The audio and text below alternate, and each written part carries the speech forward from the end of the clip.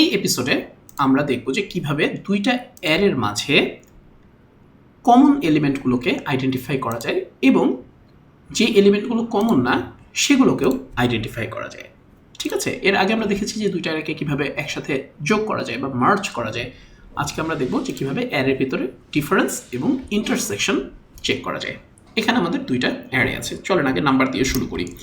প্রথমে যে ফাংশনটা লাগবে, যেমন আমরা কমন এলিমেন্টগুলোকে যদি বের করতে চাই, ঠিক আছে, তাহলে অ্যারে ইন্টারসেক্ট, তাহলে হচ্ছে আমরা কমন এলিমেন্টগুলোকে পাবো। প্রথমে আমরা পাঠালাম হচ্ছে নাম্বার 1 এবং নাম্বার 2।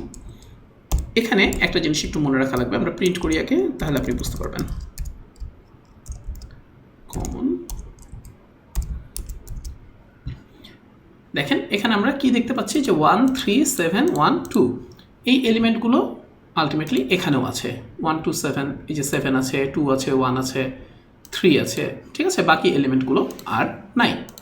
ওকে, সো আমরা এখান থেকে কমন এলিমেন্টগুলো পেয়ে গেলাম। কিন্তু একই জিনিস যদি আমরা এই ইয়ার উপরে করতে চাই, ধরেন কমন, এখানে লিখলাম আমরা ফ্রুটসের জায়গায় ফ্রুটস,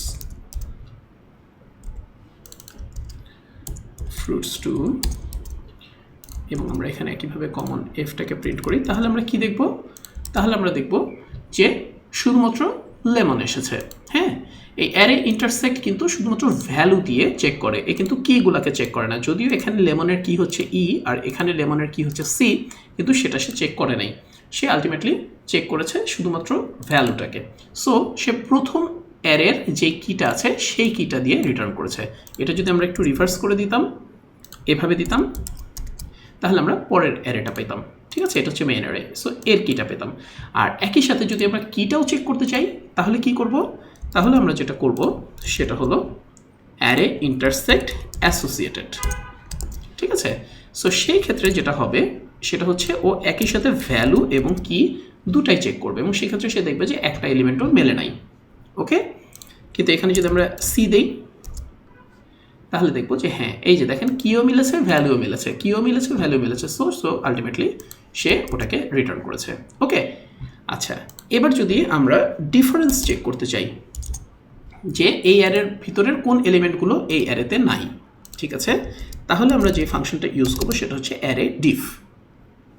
অ্যারে ডিফ, এখানে আমরা মনে করেন প্রথমে পাঠিয়ে দিলাম নাম্বারস, আগে নাম্বার দিয়ে চেক করি, নাম্বার 2 ডিফ। দেখেন তাহলে প্রথম অ্যারের যেই নাম্বারগুলো পরের অ্যারেতে নাই শুধু সেগুলো রিটার্ন হয়েছে, যেমন 4 এখানে নাই, 66 এখানে নাই, 54 নাই, 23 নাই। ওকে, কিন্তু এখানে যদি আমরা 2 আগে দিতাম, 1 আগে দিতাম, তার মানে হতো যে এই অ্যারের কোন এলিমেন্টগুলো এই অ্যারেতে নাই, তখন আমরা সেকেন্ড অ্যারের এলিমেন্টগুলো দেখতে পেতাম। ওকে, আর একইভাবে আমরা যদি মনে করেন এটাকে আমরা ফ্রুটস দিয়ে করি, 3টা এফ দিই, ধরেন ফ্রুটস 1, ফ্রুটস 2, এভাবে দিই, তাহলে কি দেখব?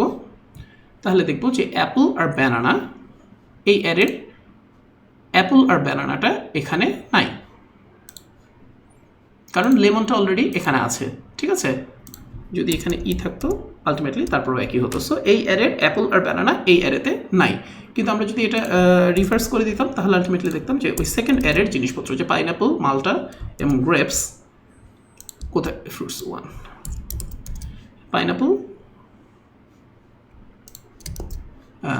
গ্রেপস আর মাল্টা। ঠিক আছে,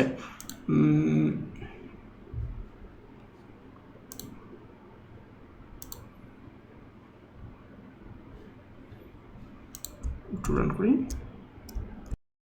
আমরা দুইটারই একই কি দিয়ে দিয়েছি। হ্যাঁ, সো এনিওয়ে, এবার পাইনঅ্যাপল, মাল্টা আর গ্রেপস, রাইট।